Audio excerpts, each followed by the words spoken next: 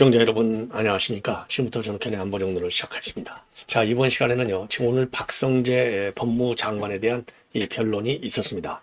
자, 하루 만에 끝났어요. 하루 만에 끝난 게 아니라 뭐 2시간 6분 만에 끝났는데, 이거를 지금 요 사건 하나를 말이죠. 지금 이제 거의 그 2달이 넘게 끌어왔어요. 자, 이걸 보면 그야말로 좀 헌재가 얼마나 참 먹고 놀고 있는지 기가 막힌 것이 아니냐. 예. 자, 그래서 지금 이번 이 박성재 장관도 이 보면은요, 전부 이건 기각이 될 것이다. 이런 지금 그 의견이 압도적으로 다수설입니다. 압도적으로 다수설. 자, 그리고요, 그리고 이제 그래서 이 박성재 장관, 이 법무장관에 대한 오늘 변론 내용, 박성재 장관, 양쪽의 이제 주장문 내용을 여러분께 말씀을 드리도록 하겠고요. 웬일인지 지금 문영배가 국회 측에서 이의를 제기하고 증인신문을 하게 해달라고 했는데, 정청래 망신을 당했어요. 자, 이제 문영배가요, 정신을 좀 바짝 차리는 것 같아요. 워낙 본인에 대한 비판이 많으니까. 아니, 정청래가 법사위원장인데, 내가 한번 신문하겠다 했는데 아니 됩니다. 딱 잘라버렸어요. 자, 이거 망신 난 것이죠. 자, 그래서 이 박성재 장관의 오늘 이 변론 과정 요 내용을 자세히 말씀드리도록 하겠고, 그 다음에 그 TV조선 저 유튜브에 나와가지고 서정욱 변호사를 비롯해서 서정욱 변호사가 그 토크한 내용, 그리고 또 이제 전반적으로 우리 이 법조인들이 또 이 많은 유튜브 채널 또 이 일반 종편 채널에서 얘기하고 있는 내용, 그러니까 이제 헌재 심리와 관련해서 요 내용을 제가 종합적으로 정리를 해드리도록 하겠습니다. 자, 그러니까요, 순수한 법리적인 입장에서만 본다면 각하가 맞다라는 얘기가 최근 들어서 지난주부터 이게 쭉 부상하고 있고, 여기에 공감대가 형성이 되고 있습니다. 예, 여기에. 그러니까 단순하게 뭐 5대3, 4대4 기각이다, 이게 문제가 아니라 이거는 원칙적으로 그야말로 탄핵의 감이 안 되는 거죠. 소송거리가 안 돼.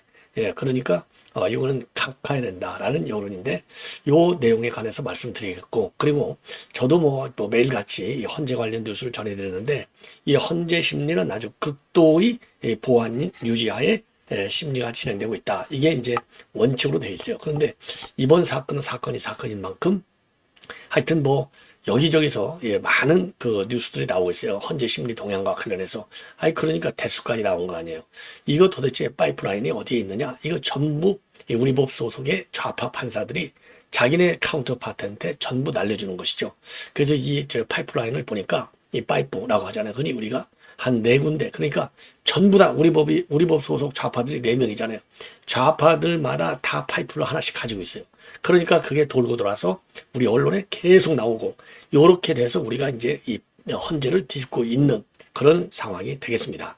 자, 그래서 요 내용을 또, 그러니까 이제 줄줄 세는 것이죠. 한마디로 해서 고도의 보안이 아니라 줄줄 세는 거예요. 줄줄 세고 있어. 예, 그래서 요 줄줄 세는, 그러니까 정보가 되겠죠. 요게 이제 일종의 이제 어디에서는 또 쩌라시 정도로 이제 가공이 되고, 어디에서는 또 이제 정확하게 나름대로 객관성 있게 또 나오기도 하고요. 그래서 이거를 우리가 잘 걸러내야 돼요. 그래서 이제 헌재 동향을 여러분께 자세하게 말씀을 드리도록 하겠고, 그리고 이제 마지막으로 저도 여러분께 이제 한번 간략하게는 보도해 드렸는데요. 예. 지금 이제 이 김계리 변호사가, 그러니까 이제 민주당 야5당이 시국선을 했는데, 여기에 창원 가짜단 사건으로 걸려있는 사람이 거기 시국선언을 해도 이름을 올렸어요. 그러니까 이게 간첩들의 조정하에 지금 그 탄핵 찬성 집회가 열리고 있다, 이렇게 볼 수 있는 중요한 단서가 되는 것이죠. 이거를 갖다가 김계리 변호사가 아주 직격탄을 날리고 있습니다. 자, 그리고 이제 혹시 시간이 되면은 이 강일원 재판관, 전에 이제 박근혜 대통령 탄핵의 주심이죠. 이 강일원 이 재판관이 지금 그 뉴델리에 칼럼을 하나 썼습니다. 요 칼럼 내용을 뉴델리가 아니라요, 더 퍼블릭에 칼럼을 하나 썼어요. 그래서 시간이 되면 요거까지 여러분께 분석해드리고, 안 되면 제가 별도로 또 이어서 여러분께 보도해드리도록 하겠습니다. 자, 자, 그러면 말이죠. 그러면 이제 우선 오늘 박성재 장관에 대한 그 변론 내용을 여러분께 말씀을 드릴게요. 우선적으로 여러분들 잘 아시다시피 이제 탄핵 소추의 이유, 이제 3가지예요. 맨 먼저 하나는 왜 계엄을 못 말렸느냐? 계엄 선포를 말렸어야지. 자, 이게 하나고, 두 번째로는 서울 동부구치소에다가 정치인들 구금을 위한 공간을 마련하도록 지시했다. 이게 이제 기고. 그 다음에 이제 그 다음에는 검찰 특수 활동과 관련된 자료 제출을 거부하고, 그리고 국회에서 김건희 여사에 대한 특검법 표결이 진행되는 당시에 본회의장에서 중도퇴장했다. 이 중도퇴장할 때 짤이 봤다. 이거거든요. 요 세 가지 사유가 지금 이유로 해서 이제 탄핵소추가 의결해서 넘어온 건데, 오늘 이제 정청래 국회 측 입장, 그 다음에 박 장관 측 입장, 이 정청래 입장이야 벌써 이 탄핵소추 안에 다 나와 있는 거니까 뭐 별도의 설명이 필요 없고요. 이 박 장관 측에서 우이현석 변호사가 이제 입장을 내놨습니다. 한마디로 얘기해서 졸속이다. 그리고 탄핵소추 사유도 불특정, 불명확하다. 그러니 각하라. 이렇게 주장을 했습니다. 그리고 내란 동조 주장과 관련해서는 이제 박 장관 측에서 이제 사전에 이런 비상계엄에 대해서도 전혀 알지 못했다. 그리고 당일날 비상계엄을 선포할 예정이라는 사실을 듣고서는 우려와 문제점을 제기했다. 그리고 동부지소에 정치인을 위한 수용 공간을 마련하도록 지시한 거, 이거는 국회 측이 근거로 제시한 기사는 오보다. 오보고 정정보도까지 이루어졌기 때문에 이거는 이 기사를 근거로 해서 이 기사 세 줄 가지고 탄핵소추 했다는 거 아니에요. 이게 얼마나 참 엉터리 탄핵입니까? 사실 무근이다. 그리고 또 그러니까 이제 이 김건희 여사 나갈 때 짤이 봤다는 거, 이거는 전혀 문제가 되지 않는다. 이런 입장을 밝혔습니다. 그리고 정청래가 말이죠. 지금 이제 이게 이 사건과 관련해서 헌재에다가 요청했잖아요. 검찰 자료를 좀 받아보게 해달라. 그런데 검찰에서 이걸 주지를 않았어요. 그러니까 이제 정청래가 직접 신문을 좀 하자 이렇게 얘기했는데, 이 권한대행인 문영배가 그건 안 됩니다. 딱 잘렸습니다. 그리고 지난 24일 날 변론 준비 기일에도, 그리고 오늘 정식 변론에도 박성재 장관이 직접 참석을 해서 명백한 탄핵소추권의 남용이다. 자, 그래서 본인에 대한 국회 탄핵은 국회 차원의 별도 조사나 증거 수집 절차도 없었고, 구체적인 헌법과 법률 위반 행위조차 특정하지 않은 채로 소위 카더라식 의혹 제기에 불과한 언론 기사를 증거로 해서 지금 첨부를 했다. 그래서 탄핵 사유를 뒷받침할 증거도 없고 조사 절차도 없기 때문에 소추 자체가 국회법 위반이다. 아주 강하게 원칙적인 입장을 내놨습니다. 당연히 기각시켜야 되겠죠. 당연히. 기각 또는 각하. 자, 이 정도로 해서 이제 박성재 장관이 끝났고요. 자, 그래서 이제 이 날짜는 아직 지금 이제 최종적으로 이 선고 일자는 잡지를 않았습니다. 추후 통지한다. 이렇게 되어 있어요. 그래서 이것도 보면은요, 이 선고 일자가 이제 언제로 타냐? 그러면 이제 만약에 이거는 이제 오늘 하고 선고 날짜를 안 잡았으니까 내주적으로 넘어갈 가능성이 크지 않나? 크지 않나? 이렇게 판단이 됩니다. 자, 그리고요, 지금 이제 이 헌재 심리 동향이 전부 다 지금 언론에 지금 보도가 되고 있거든요. 그러면 뭐 매일같이 나오는 이 보도가 다 소설일 수는 없지 않습니까?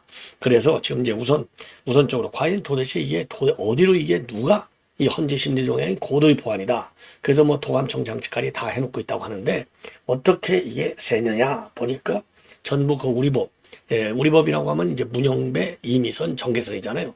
여기서 이제 이 빨간색 강도로 본다면 제일 센 게 정계선, 그 다음에가 문영배, 그 다음에가 이미선, 그 다음에가 이제 정정미 이렇게 알려지고 있는데, 요 네 사람들이 전부 민주당 쪽에 파이프라인을 하나씩 가지고 있고 거기다가 주는 거예요.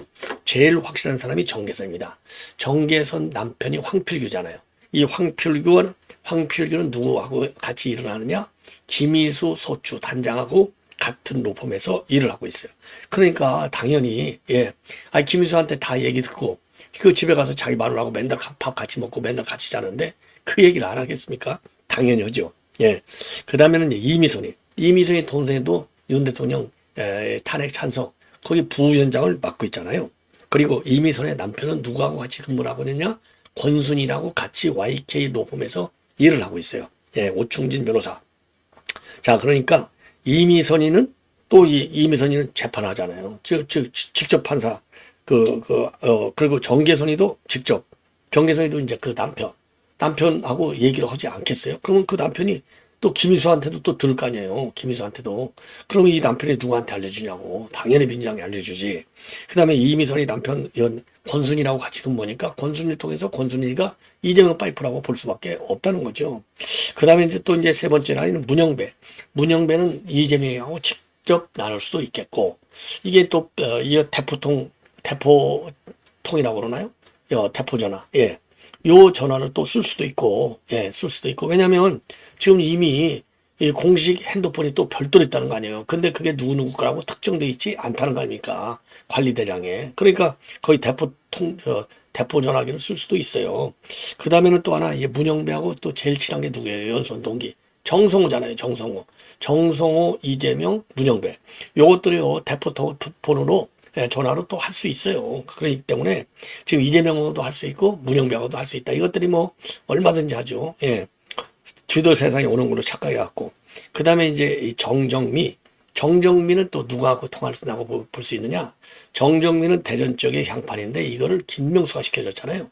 정정미하고 김영두하고 둘을 김명수가 시켰는데, 지금 이거 나오는 얘기에 의하면 김영두는 중도 보수기 때문에 윤 대통령이 좀 그 영향을 좀 발휘했을 것이다. 그러니까 이제 하나는 윤 대통령 의견을 좀 받아들여서 김영두를 시켜줬고, 대신에 이제 두 명을 김명수가 추천하니까 한 명 정정민은 전적으로 김명수 의견을 따라줬다. 그래서 이게 정정비가 들어왔다 이거죠. 그러니까 정정비는 김명수한테 전부 파이프로 다 공급해 줄 수밖에 없다는 겁니다. 그러면 김명수는 누구한테 주겠어요? 당연히 거기 이재명을 비롯해서 그냥 거의 좌파들 박봉계니 뭐 널려 있잖아요. 그쪽으로 새는 것이죠. 그러니까 결국은 그게 다 이런 얘기가 다 어디로 넘어가느냐? 이게 다 이재명한테로 넘어간다. 이렇게 볼 수밖에 없고, 그렇게 보는 게 정상적이고 합리적인 추론이다. 그래서 파이프라인이 무려 4개가 되는 거예요. 그러니까 이렇게 4개가 되니까 전부 줄줄이 될 수밖에 없다. 예, 줄줄이 될 수밖에 없다. 이거고, 그리고 이제 최근 들어서 이제 아주 초창기에는 이제 5대3 또는 4대4 얘기가 나오다가 요즘은 그게 아니고 아예 8대0 기각 또는 각하를 해야 된다. 이런 의견이 지금 힘을 받고 있거든요. 그러면 왜 이게 8대0으로 각하 또는 기각이 되어야 되느냐? 뭐 그 이유는 뭐 한 10가지쯤 되잖아요. 뭐 어마어마하게 많아요. 하나하나. 근데 제일 큰 것이, 저도 이미 여러분께 이제 변호인단의 의견, 요렇게 해서 한 서너 차례 여러분께 설명해 드렸는데, 제일 큰 것이요, 내란죄가 빠진 거예요. 그러니까 이제, 이 재판에 있어서, 탄핵은 특히 그렇죠. 탄핵 소추 사유는 끝까지 같이 가야 돼. 그러니까 이게 소추 사유의 동일성의 원칙이라고 합니다. 동일성. 이게 내란죄라고 그랬잖아요. 처음부터 내란죄. 그런 내란죄로 가야 돼. 그런데 이 내란죄가, 그리고 이 탄핵 소추 원인의 한 100분율로 나눈다면 80%가 내란죄 때문에 탄핵의 소추가 가결이 된 건데, 중간에 내란죄를 빼겠다고 그랬어요. 국회 측에서. 국회가 먼저 알아서 빼겠다는 것도 아니고 나중에 알고 보니까 헌재로부터 사인을 받은 거예요. 내란죄 빼라. 내란죄가 있으면 재판이 이거 늦어진다. 그러니까 4월 18일 이전에 이것들이 인용을 하려고 내란죄를 빼게 시켜갖고 빼겠다. 이렇게 했거든요. 그러면 내란죄가 탄핵의 80% 이유가 탄핵 소추 사유의 80%가 넘는데, 그럼 이게 성립이 안 되는 것이죠. 그러니까 아예 이거는 아예 그 소송거리가 안 되는 거예요. 그래서 이제 각하하는 게 되고, 그 다음에 일사부재의 원칙. 그러니까 이제 한 회기에 동일한 건을 2번 할 수 없다. 이런 이제 원칙이 있다는 거 아니에요? 자, 이거는 탄핵소추, 진짜 두 번째 탄핵소추안이 의결됐잖아. 이거 안 된다 이겁니다. 예, 그래서 일사부재의 원칙에도 반한다. 그래서 이거는 아예 소송 심사 대상이 되지 않기 때문에 각하를 해야 된다. 이런 의견이 지금 압도적으로 크다. 자, 이러다 보니까 말이죠. 자, 이제 이 각하해야 된다는 의견. 그러니까 이게 다, 그래서 지금 정영식 재판관이 중심이 돼서 8대0 각하를 추진하고 있다. 그래서 정영식 지금 재판관이 아주 무게중심을 딱 잡고 8대0으로 지금 밀어보자는 작업을 하고 있다는 거 아니에요? 그리고 문영배는 8대0 인용으로 작업을 하고 있는데, 이런 전화 사연으로 인해서 도저히 이게 안 되니까 마흔여기 좀 보내줘 빨리, 이렇게 지금 압박을 하고 있는 상황이라는 것이죠. 마흔여기는 보내달라. 예, 그래서 지금 박찬대도 오늘 마흔역을 내일까지 최상무이가 사인 안 하면 내일 밤에 비상의총을 열어서 마흔여기에 임명한 최상목, 이거 헌법 너희가 위반한 거다. 헌법 유린이다. 그래서 최상목이 너를 내가 탄핵하겠다. 이거 아니겠습니까? 물론 이번에 최상목이가 탄핵이란 말은 절대 안 썼어요. 아니, 제가 그랬잖아요. 절대로 탄핵 못 한다니까요. 그러니까 탄핵을 못하니까 대안을 마련하려고 의총을 여는 거예요. 그리고 이제 190명, 170명의 민주당만이니까 170명의 목소리로 이제 시비를 거는 거죠. 그래서 비상의총, 그런 목소리가 커지잖아요. 그래서 이제 비상의총으로 간다. 그리고 비상의총으로 간다는 것 자체가 탄핵이 안 된다. 탄핵을 할 수 없다는 또 하나의 반증이 되는 겁니다.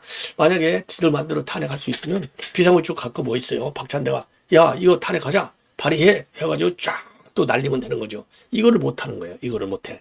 자, 그래서 지금 이제 이 최상목까지 그래서 이제 40여 개를 불러들이려는 작업을 SOS를 문영배가 치고 있다. 자, 그래서 지금 이제 이 8대0이 아니느냐 가장 중요한 지금 이 변수가 지금 이제 그리고 5대3, 4대4 제일 중요한 변수가요. 조한창이가 정말 우리 편 봤냐? 이 사람이 기각적으로 또 아니면 각하적으로 방향을 딱 굳게 지킬 것이냐. 저는요 한 7대3으로 좀 불안하게 봅니다. 왜? 인사청문회 때 보니까 이 인간이 신뢰할 수가 없어. 조금 흔들려. 완전히 좌파적 시각을 많이 갖고 있어요. 그런데 이 조한창이가 신정은 또 상당하다는 거 아니겠습니까? 그래서 법원장을 해야 할 사람인데 운이 안 좋아가지고 그러니까 양승태 사법농단 사건과 개입된 의혹이 있어서 그게 문제가 돼가지고 이제 법원장을 못하고 나왔다는 거죠. 그래서 그럼에도 불구하고 실력은 상당하다. 상당하다. 그래서 대법관 후보로도 계속 올라갔는데 이게 잘 안 되니까 윤 대통령이 결국 이제 지금 이제 조한창을 챙겨준 것이 아니냐. 자, 그래서 일각에서 그러면 조한창을 누가 추천했느냐. 이거 갖고도 좀 말이 많았었지 않습니까? 그런데 이제 공식적으로 본다면 이제 한동훈이가 대표는 대표였었지만은 그 당시 그러니까 이제 본래 12월 달에 본격적으로 거론됐지만요. 이 조한창이 이름이 나오기 시작한 것은 10월부터 나오기 시작했어요. 왜? 아니 그때 이제 헌재 재판관 2명, 두 명이 임기가 끝났잖아요. 10월 18일 날. 그러니까 우리 국민의수도 빨리 임명해야 되니까 그때부터 사실은 나왔습니다. 그때 누가 대표였냐? 한동훈이. 그래서 이거 한동훈이가 영향을 주는 거 아니야? 이렇게 됐지만은 이게 결국 이제 임명은 12월 말에서 청문회가 들어갔잖아요. 국회 인사청문 동의서가 넘어가고 그렇기 때문에 그때는 이미 한동훈이가 맛이 간 상태였기 때문에 한동훈이의 영향은 별로 없었고 추경호 원내대표의 입김이 제일 컸는데 왜냐하면 공식 참가될 수밖에 없죠. 그러면 추경호는 뭐 친윤의 핵심이니까 이 조한창이도 결국은 윤 대통령 입김 영향으로 윤 대통령의 신임을 받은 거 아니냐. 더군다나 대법관까지 올라갔으니까 당연한 얘기겠죠. 그래서 조한창이는 흔들리지 않을 것이다. 어쨌든 인용적으로는 안 갈 것이다. 이런 그 의견이 좀 많은 편이고요. 그리고 김영도도 마찬가지로 결국은 이제 김명수고 한 명은 네가 해. 그래서 정정미를 그리고 윤 대통령 목으로는 사실상 왜냐하면 대법원장이 2개 목이지만은 윤 대통령이 놓여버리면 안 되잖아요. 그러니까 둘이서 이제 나눈 거죠. 그래 한 명은 누구냐? 김영도. 그래서 김영도를 사실 윤 대통령의 신뢰를 좀 받고 있다. 그러니까 윤 대통령이 살아오면 차라리 이번에 기각적으로 서가지고 기각이든 각하든 반대쪽으로 서서 다음 헌재 소장을 노린다. 이런 얘기가 나오는 겁니다. 이런 얘기까지 지금 다 나오고 있어요. 그리고 문영배는 지금 이재명을 손절했다. 이런 얘기가 나오는 것이 지가 헌재 소장을 하려고 그랬는데 이재명가 대통령이 되면 지금 물 건너가잖아요. 그러니까 이제 문영배도 아이고 이재명 의지할 필요 없네. 손절해야지. 그래서 지금 문재인한테 다시 자기 임명권자인 문재인하고 줄 섰다. 이런 얘기까지 나오고 있는 거 아니겠습니까? 자, 그래서 이 헌재 동향과 관련해서 말이죠. 이 조한창, 이게 과연 우파 재판관답게 선고를 하는데 참여할 것이냐. 그리고 김영도는 지난번에 이진숙 할 때처럼 기각적으로 쓸 것이냐. 이게 이제 제일 큰 변수의 하나로 나와 있고. 그래서 지금 민주당에서는 무조건하고 김영도는 잡아야 된다. 이런 지금 여론이 나오는 거예요. 자, 그래서 이제 이런 걸 이제 말씀을 드렸고, 그래서 헌재 내용도 줄줄줄줄 세고, 그 세는 파이프라인은 아까 말씀드린 대로 좌파들은 다 각자 파이프라인을 하나씩 갖고 있다. 그리고 이제 각하론이 뜨게 되는 핵심 이유는 제일 큰 게 동일성의 원칙에 반하고, 두 번째는 일사부재의 원칙에 반하고, 그리고 이제 한 세 번째쯤 되면은 증거자료. 검찰 측 증거자료를 써서는 안 되는데, 왜냐하면 헌법재판소법에 쓰기 못하도록 돼 있잖아요. 소추, 재판, 수사 중인 경우에는 검찰 조서 자료를 증거로 쓸 수 없게 돼 있는데 이거를 쓰겠다는 거 아니에요. 그래서 그리고 검찰에서 실제로도 넘겨줬지 않습니까? 이런 것 때문에 각하론이 뜰 수밖에 없다. 이런 보도가 나오고 있습니다. 자, 그러면은요, 아무래도 강의로는 이후 얘기를 하고, 이번에는요, 이 김계리 변호사가 오늘이요, 지금 변호인 중에 이제 한 사람으로 박성재 장관 측 변호인으로 오늘 또 참여를 했고요. 그리고 이제 이 김계리 변호사가 지금 이제 민당의 시국선언 명단에 윤석열 그러니까 이제 그 북한으로부터 지령을 받은 장원 간첩단 이 사람도 거기에 이름을 올렸다. 그래서 요거를 뉴델리가 말이죠, 단독으로 보도하고 있습니다. 요거를 지금 김계리 변호사가 한 방 날리고 있어요. 한 방 날리고 있습니다. 자, 그래서 요 장원 간첩단 사건의 이 핵심 이 부부 간첩단이라고 제가 여러분께 이미 말씀을 드렸죠. 부부 간첩단 핵심 인물. 참 이게 큰일 났어요. 그래서 이 사람이 성명현입니다. 성명현 경남진보연합의 정책의 의장. 그런 게 얼마나 센 사람이에요. 자, 그래서 요 보도를 보고 요 보도를 첨부하면서 뭐라고 썼느냐, 김계리가 간첩 새끼들이랑 이해관계를 같이 도모하는 자가 누구인가? 이거 이재명. 그러니까 간첩 새끼들이랑 이해관계를 같이 도모하는 자가 누구인가? 아주 강한 그런 울분의 표현을 하고 있습니다. 그래서 요 성명현 경남진보연합 정책위원장, 이게 이제 장원 간첩단 사건의 핵심 주동자 중에 한 명이고요. 부인도 경남진보연합에서 교육국장을 하고 있는 거예요. 교육국장. 그러니까 부부가 다 간첩인 겁니다. 이 정도면 뭐 끝난 거죠. 그래서 지금의 탄핵 찬성 요 집회는 북한의 지령에 의한 것이나 마찬가지다. 그러니까 우리가 더 강력하게 탄핵 반대 집회를 해야 될 필요성이 바로 이런 간첩들. 이게 정말 세상이 뒤집어진 거죠. 이렇게 간첩 천국이 됐어요. 이걸 누가 만들었느냐? 문재인이가 만들었습니다. 자, 그래서 지금 이런 간첩을 처벌할 수 있는 이 국법법, 이 수사권이 국정으로 넘어와야 요 간첩들이 덜 종횡무진하는데, 이 대공수사권까지 넘겨서 경찰로 넘겨줬으니까 문재인이가 이렇게 시국선언의 간첩들이 아주 뻔뻔하게 이름을 올리게까지 만들어 놓은 것이 아니냐, 이렇게 판단이 됩니다. 시청자 여러분, 이것으로 본 방송은 마치겠습니다. 대단히 고맙습니다.